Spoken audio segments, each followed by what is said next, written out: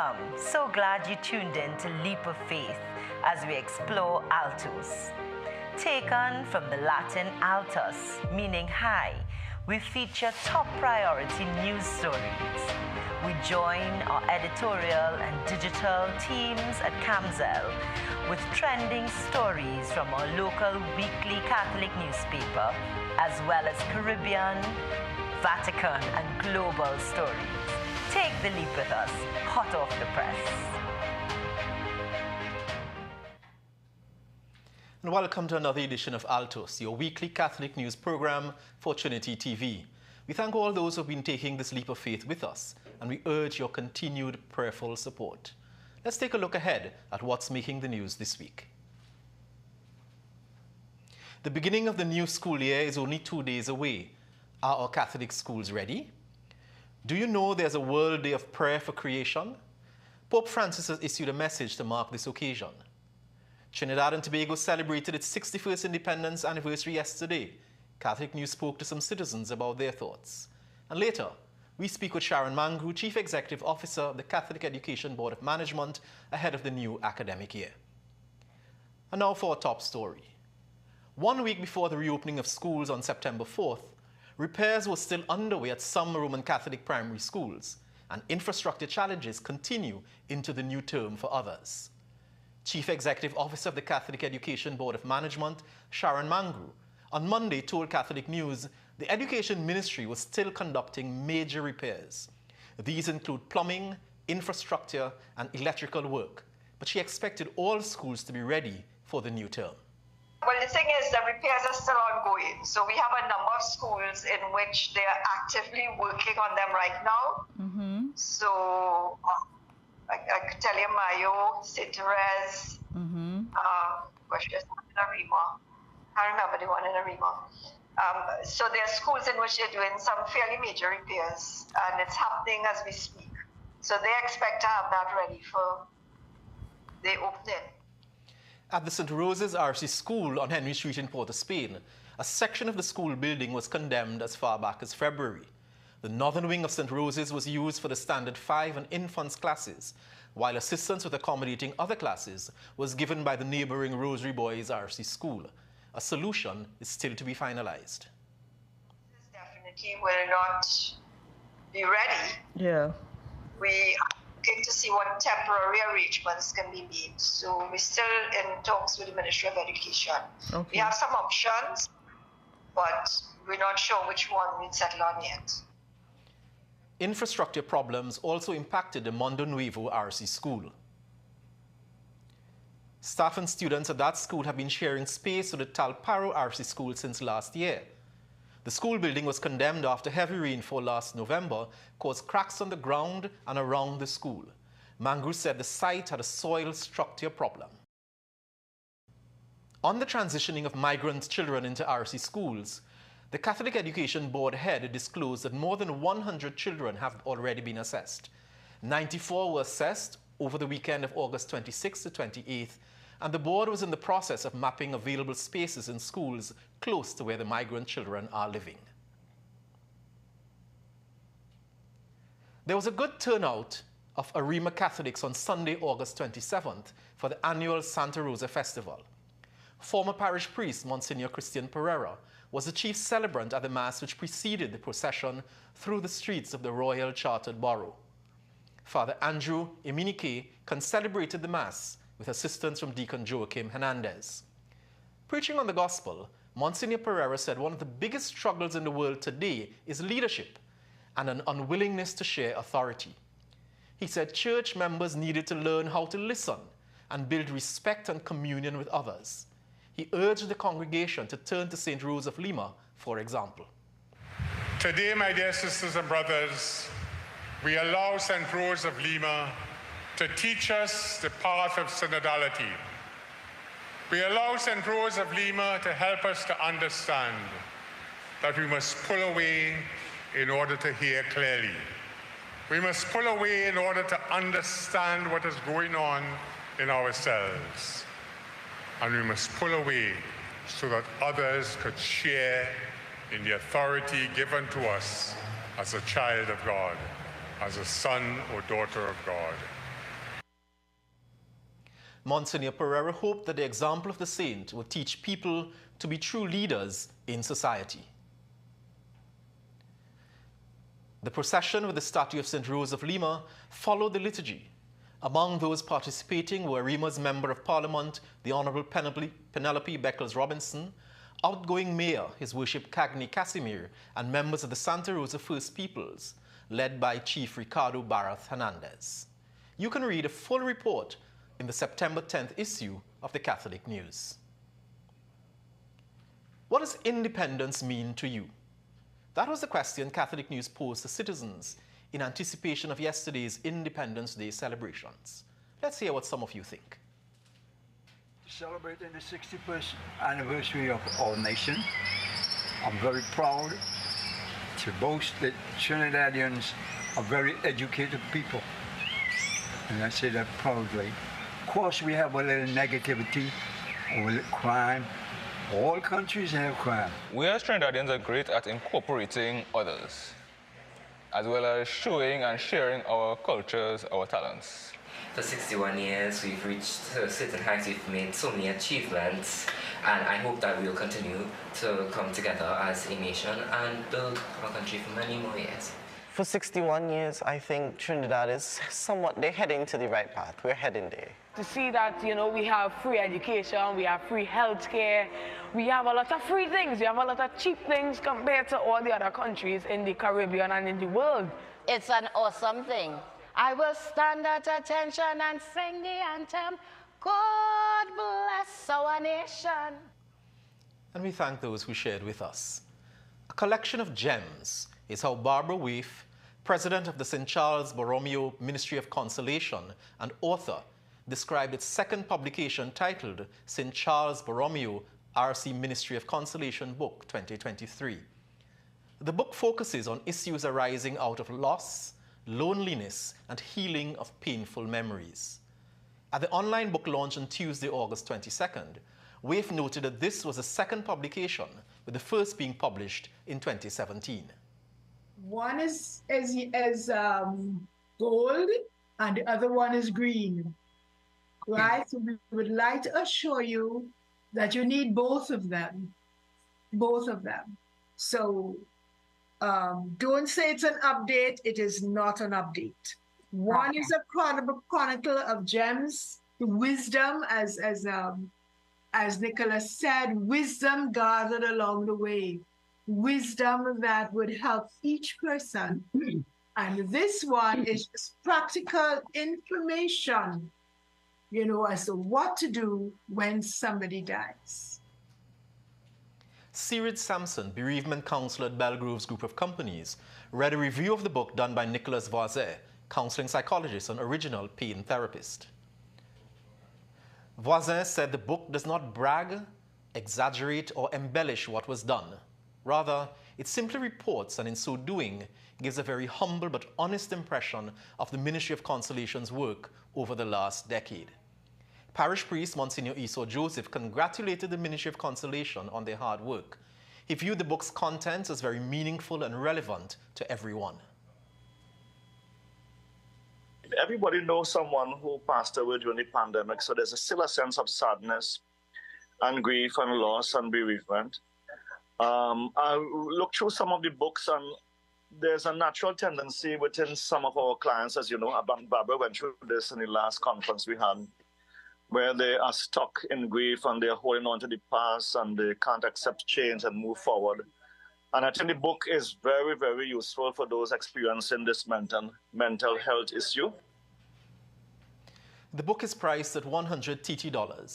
Pickup is available at the Archdiocesan Family Life Commission's office at the Pastoral Campus located in Belmont and at the St. Charles RC Church in Tunapuna. Zayn Wint is an 11-year-old student with a remarkable gift for art. His drawings are featured in the St. Charles Borromeo RC Ministry of Consolation Book 2023. Wint told Altos reporter Kaelan Jordan that while contributing to a published book was undeniably remarkable, his most cherished moment was the special connection he shared with his grandmother during the process. Probably just the quality time I got to have with my grandma. We were able to talk way more than we usually do. Zane explained he was guided by his grandmother, Barbara Waif, the book's author and the ministry's president. Zane enjoys creating and drawing original comics and superheroes from scratch. His advice to peers is to never give up and never feel discouraged. Speaking to Altos, Zane's father Damien said his family is extremely proud of him. He advised parents to encourage and support their children's passions. We at Altos wish young Zane all the best in his artistic endeavors. September 1st is World Day of Prayer for the Care of Creation. In his message to mark the day, Pope Francis chose the theme, "Let justice and peace flow," inspired by the words of the prophet Amos, "Let justice flow on like a river, righteousness like a never-failing stream." Pope Francis wrote, "God wants justice to reign. It is as essential to our life as God's children made in his likeness, as water is essential for our physical survival." Pope Francis first instituted the World Day of Prayer for the Care of Creation in 2015, serving as a way to encourage the faithful around the world to pray for our common home. The annual day also marks the beginning of an ecumenical outreach bringing Christians to pray and work together in what is called the Season of Creation, which lasts till October 4th, the feast of St. Francis of Assisi. Pope Francis said, "During the season of creation, let us dwell on those heartbeats, our own and those of our mothers and grandmothers, the heartbeat of creation and the heartbeat of God. Together, they do not beat in harmony. They are not harmonized in justice and peace." You can read the full message of Pope Francis in this Sunday's issue of the Catholic News. Don't allow drug lords to operate with impunity.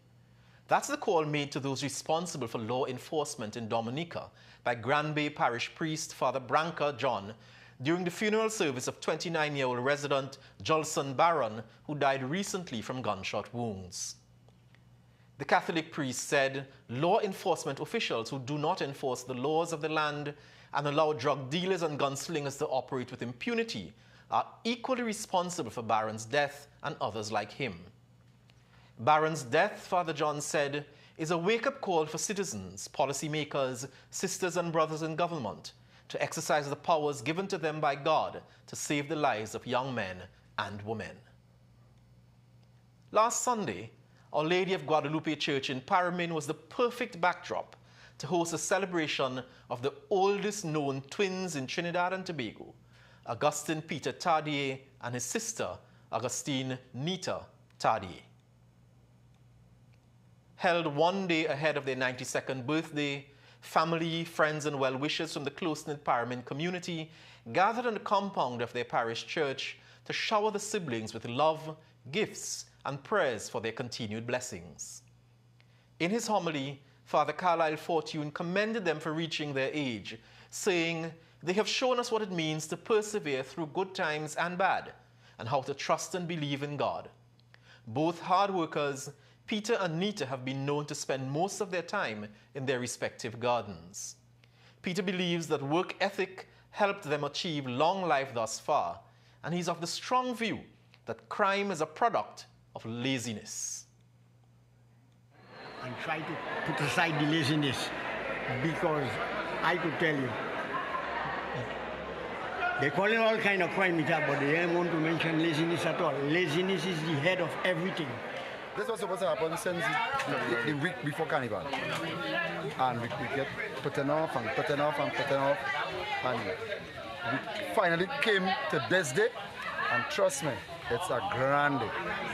We as a committee, we feel really happy to celebrate this couple. Because well, I don't know much about Miss Nita, but knowing Mr. Pecco, I've known Mr. Pecco for years. And he has been an inspiration to the people of Paramin. And I hope that God will bless him with a few more years so he can keep on inspiring the people of Paramin. The event for the twins was organized by a collection of the younger and older heads of Paramin who said the entire production last Sunday was a long time in the making, but they were elated with the way in which things turned out. As with any event in Paramin, the sweet songs of Parang must permeate the air, and the celebration of Peter and Nita was no exception. Nita is already confident that she will return to the church to celebrate 100 years of life. Well, it's important for the youth to recognize the elders in keeping up traditions. And when they came with the idea, it actually happened really well today because it is a youth mass. So they got the youth choir to sing for them and the youth participated in the mass. So it was really nice to see the youth and the elderly connect today. And to take care of them, it was very important for us.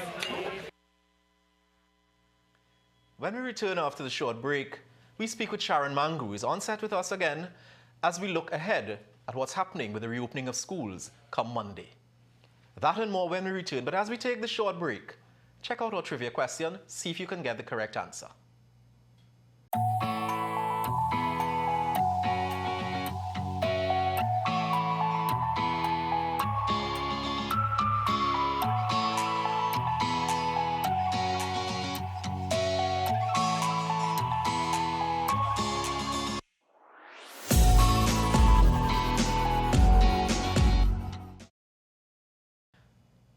Thank you for taking the break with us. We hope you got the question correctly.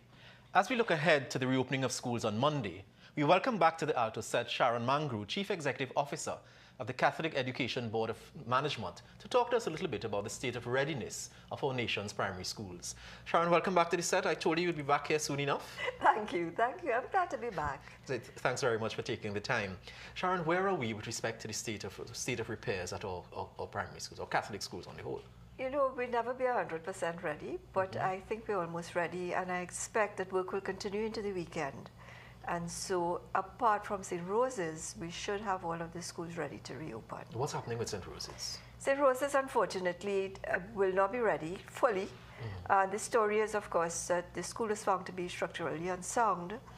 The Ministry of Education was ready to begin repairs, but then the National Trust stepped in and said, you cannot demolish the school. And so at this time, we are looking for quotation to see how much it will cost to restore the building before maybe approaching the Ministry of Education to repair once we restore. But meanwhile, the children have to have a place to go. Of course. And so we are looking at alternatives. One alternative is to continue using the North Building, and we need to get permission from the Ministry of Works to do that. That would be using that building and also using the space at Rosary Boys. The quality assurance manager is at Rosary Boys right now this morning as we speak. He is speaking to the principal, looking at the possibility of housing some of the children there again. But Sharon, we go through this every year. This is a perennial issue for us every year, and you'll see the headlines come Tuesday about schools that were not opened on Monday. What's the process that is used for these repairs? They start with having to scope the work that needs to be done, and so during the year they would have been collecting work, collecting repairs that need to be done, and so then once school closes, they scope the works, the Ministry of Education tenders, and then once a contract is awarded, work can actually start. Okay. What holds back, I think, sometimes it takes a while before the tender is awarded. Between awarding of tender, mobilization of the contractors, and then building out. Getting started. So and of course, the thing is that you can only do this work when school is closed. When school is closed. So you mentioned St. Rose's. We know in an earlier part of the broadcast we talked about Mondo Nuevo, and you mentioned Mayo. You say those are almost ready. We're almost certain that they'll be ready. Mayo should be ready because work was being done on the roof. Mondo Nuevo continues to be housed at Talparo because that is a major problem. It's not just the school building. What we have is the soil. So it's a physical problem there. However, Talparo, we've got a container that is housing some of the furniture, some of the storage that was needed. So there's a little improvement in the situation. But that one is going to take a long-term solution. Okay. And I think we need to look at all of our schools, look at not just the structures, but the physical surrounding for the school. We have to look at the drainage because, as we're saying, the climate is changing. Climate is changing. Yeah. And I recall when you were here the first time, you said we have about 184 primary schools, yes? 116. 116 yes. Primary schools throughout. And a number of those schools that have been built many, many years ago. So we're talking about aging infrastructure here. Very much, yes. But so we talk about buildings. What about furniture for these? Because we know that sometimes, quite apart from the repairs, there are complaints about furniture for the schools. Where are you with respect to that? The ministry provides furniture, but there was a setback during the COVID period when everything was shut down, and so the factories weren't able to manufacture. So there is a shortage of furniture in the schools right now. We have been able to obtain furniture, sometimes from Living Water, sometimes from Field. We've been able to provide some, we being Catholic education. But also the ministry will be providing furniture in the future. Meanwhile, however, there are some schools that could tell you they're in dire straits where furniture is concerned. And we're hearing that people are being asked, some people might be asked to contribute to the purchase of furniture. Yes, in parishes. But you know, we encourage parishes to take a lot more interest in their schools. And a lot more responsibility. Responsibility, because they're our schools. Yes, the Ministry of Education contributes to the upkeep of the schools, but they are our schools. Yeah. And one of the things, you know, we've said, and, you know, off air we are talking about this, that our responsibility as Catholics cannot begin and end by just walking into the church and walking out after Mass. No. Right? We have a responsibility. These are our schools, and we need to contribute to them as well. We have to. The purpose of the school is to take the Word of God to the children. That's the main purpose of the school. And we can't do that if we do not provide proper conditions, but also if we are not really interested in every single child, every single teacher that is in that school. And talking about every single child and every single teacher, the whole process of migrant children now accessing our schools when schools reopens on Monday, where are we with respect to that? This has been a long process, but now the final decision in this matter rests with the Ministry of National Security. Because according to our law, once there is a non-national seeking to access education, formal education at any institution, public, private, anything, they must have a student permit. And so we have provided all of the groundwork that we can. We have identified spaces in the schools. We've provided training for our teachers. We've actually provided some furniture with help from UNICEF. We have assessed the children to see how ready they are in terms of English competency. And this was with help from the University of the West Indies. We have then produced a list which we've given to the Ministry of Education and will update further this week. And the Ministry of Education is in talks with Ministry of National Security, and they need to give us the final word. How many children have we assessed? How many children can we say are ready for entry into our Catholic primary schools come September? According to the conditions that were set by the government, and that is that we must have a space for them, that the children must have been registered. That one was important. Their families must have been registered in 2019. And also that they must speak sufficient English so they don't disrupt the school. Last week we submitted a list of about 58 or 59 children. This week we will submit some further, because we did English assessments over the weekend, last weekend. And we will continue with the assessments for a little while. And so we will submit a further list. So in all, at this point, we have about 116 children who should qualify for obtaining that student permit. And that's the only thing that's holding it back now, the provision of the work permit by the Ministry of National Security. Yes. And we're confident that will happen, that will happen soon. Yes, we're keeping our fingers crossed and our knees on the ground. And plenty praying. You know, we're working with the Ministry of Education, and we've been working closely with the Ministry of Education on this. So, Ministry of National Security to come through now. But tell me something, Sharon, in terms of the readiness, how, you know, what is the response from principals and teachers? You know, the Parent Teachers Association, for instance, how have they responded to this initiative? We've been working with our principals for quite a while, so we have much more than the number of spaces that are needed. But these are the principals that said to us, yes, we're willing, and they have provided teachers to do the training programs. So they've done some training with UE on teaching in English to children who are not native English speakers, which also works to our benefit very much, because our children speak Creole, not English, not standard English. That's an entirely different story. It is. But so we've trained teachers. We've also done work with many more teachers on trauma, on dealing with children who have been through trauma of one sort or the other. And we have done some orientation programs for these schools as well. We will do more. We will be providing a good bit more support. And the Ministry of Education is quite ready, I believe, to provide additional support. Do we have support from the school support, the student support services? It is planned. Yes, it is planned. Yes. We've had 2 meetings with the Ministry of Education, and both meetings included the Student Support Services Division.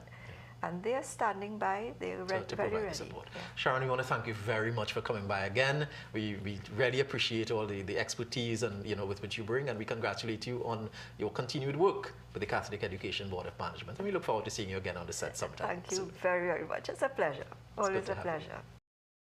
We thank you for staying with us. Let's take a look ahead now at what's coming up in the Archdiocese over the next few days. Virgin of Mary will be having their anniversary Mass on Thursday, September 7th at Our Lady of Mount Carmel RC Church, Carapichaima. Legionnaires are asked to be seated at 9:30 a.m. to pray the Legion prayers before Mass at 10. The community all-inclusive music program will begin a 12-week beginner's course in guitar, quattro, keyboard, tenor steel pan, drum set, percussion, and vocal performance. Call 708-1107 for more information. Touch of Christ Catholic Deaf Community will be holding a Deaf Retreat weekend from September 8th to Saturday, September 9th, 9 a.m. to 5 p.m. at the Archdiocesan Family Life Commission Center, corner Max and Murphy Streets, Chaguanas. Lunch and breakfast are $200 for the weekend. St. Anthony's Music Ministry will be hosting its third praise cruise on board the Harbour Master on September 23rd. The cost is $250. Contact 648-2208 for more information. And we know you enjoyed reading last week's edition of Catholic News, so let's take a look at what's in this week's edition of Catholic News with Simon Delochan, Associate Editor of the Catholic News. In the September 3rd issue of the Catholic News, read the Pope's message for the World Day of Prayer for the Care of Creation. Finbar Garcia offers important tips on job hunting for school leavers. And Daniel Francis warns about the dangers of situationships in his column, The Millennial Mind. I am Simone Delochan, Associate Editor, Catholic News. Remember to get your copy of the Catholic News and purchase a copy for your neighbor as well. We take a one-week break from the program for Trinity TV's telethon next week, but rest assured we'll be back with you on September 15th. And remember, you can send your videos and photos for consideration on Altos by emailing altos@catholictt.org. That's ALTOS@CATHOLICTT.org, all lowercase. As we close this week's edition, we leave you with the beautiful sounds of 7-year-old Zayden Darius, a student of the Point Fortin RC School, as he performed recently at the NGC's 40th anniversary celebrations. Good evening, everyone.